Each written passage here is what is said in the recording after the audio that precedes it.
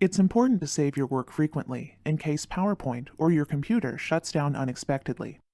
But there's more than one way to save in PowerPoint 2013. You can also save and share your presentations online, so you can collaborate with friends or coworkers in SkyDrive. We'll take a look at the regular save command first. You'll find it in the upper left corner on the Quick Access toolbar.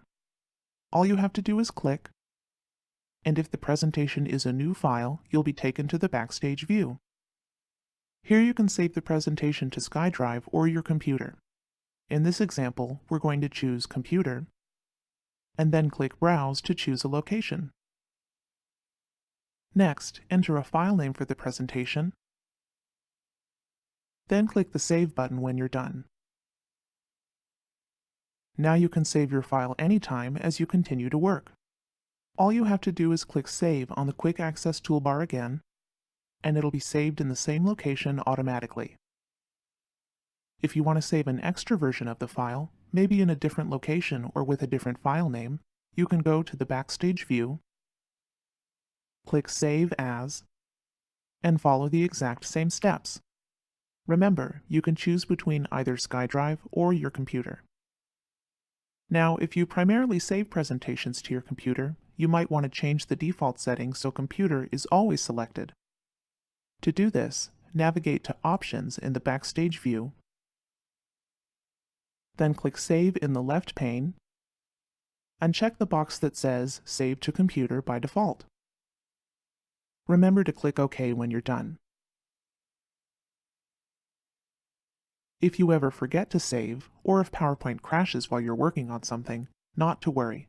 The Auto Recover feature saves a backup copy of your presentation automatically. To recover a file that was lost without saving, all you have to do is reopen PowerPoint. The Document Recovery pane should appear on the left. Here you can access any auto-saved versions of the file. By default, PowerPoint auto-saves every 10 minutes only. So if you're working on something for less than 10 minutes, you may not be able to rely on this feature to restore a copy of your file. Next, I'd like to show you how to export your presentation to an alternative file type. You can access your options in the Backstage view under Export. For instance, if you need to send your presentation to someone who doesn't have PowerPoint, you can save it as a PDF instead. You could even get creative and turn your presentation into a video, which can be played on its own or uploaded to a site like YouTube. Under Change File Type, there are several other formats to choose from depending on what you need. If the person you're sharing with has PowerPoint, for example, but it's PowerPoint 2003 or earlier, you'll need to send them a 97 to 2003 presentation instead. Finally, let's take a look at more ways that you can share your work by going to Share in the Backstage view. Here your choices will vary depending on whether or not the file is saved to your SkyDrive account. For example, if it is saved to SkyDrive, you can share the presentation online and invite other people to view and edit it with you.